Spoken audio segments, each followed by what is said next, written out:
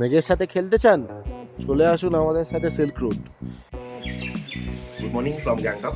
এখন সকাল 8টা বাজে। আমরা কিন্তু মোটামুটি সবাই রেডি হয়ে নিচ্ছি। আমরা আজকে যাবো কোথায়? যাবো হচ্ছে জুলু। ভিডিওর সাথে থাকুন।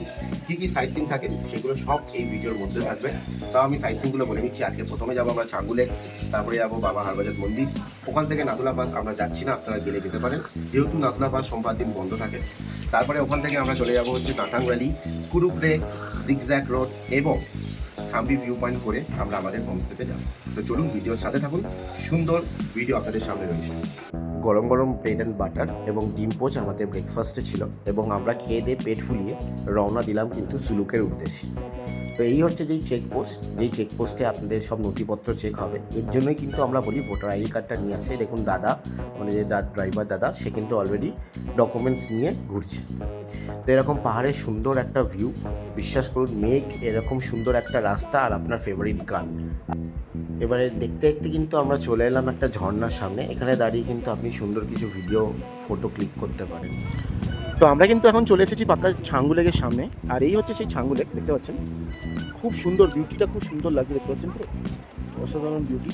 ওই দূরে পাহাড়গুলোতে কিন্তু হালকা বরফের ছোঁয়া রয়েছে এখনো পর্যন্ত, ওই দূর থেকে যা দেখা, চোখের দেখা। আর এছাড়া এখান থেকে কিন্তু আপনি রোপওয়ে নিতে পারেন। তো আমরা যাবো রোপওয়ের দিকে, তো চলুন যাওয়া যাক।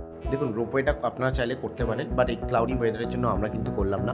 আমরা একটু উপরের দিকে গেলাম, উপরে একটু হেঁটে ঘুরে এলাম এবং উপর থেকে কিন্তু সুন্দর একটা লেকের ভিউ পাওয়া যায়।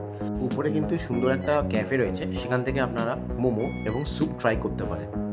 ক্লাউডি ওয়েদারের জন্য কিন্তু আমরা বাবা হারবাজার মন্দির দেখতে পারিনি। আর কুপুপ লেকে এসে সেম কন্ডিশন, এই হচ্ছে ওয়েদার এবং তার সাথে কিন্তু গরম গরম চা, আর ওই হচ্ছে কুপুপ লেক।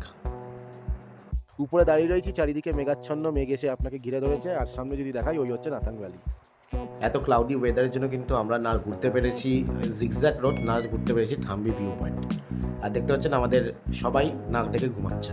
আমরা যে রুমটা নিয়েছি বা আমাদের গেস্টরা যে রুমে থাকে দেখতে পাচ্ছেন, এই হচ্ছে বড় দুখানা বড় বড় বেড রয়েছে, সামনে একটা ডেস্ক রয়েছে যেখানে আপনার জিনিসপত্র রাখতে পারবেন। বেসিক্যালি জুলুক কিন্তু খুব অফবিট জায়গা, যেখানে কিন্তু -5 ডিগ্রি সেন্টিগ্রেড পর্যন্ত টেম্পারেচার পৌঁছে যায়। তো এরকম ঝাঁ চকচকে ব্যাপারটা পাবেন না। রয়েছে কিন্তু বেশ সুন্দর বাথরুম।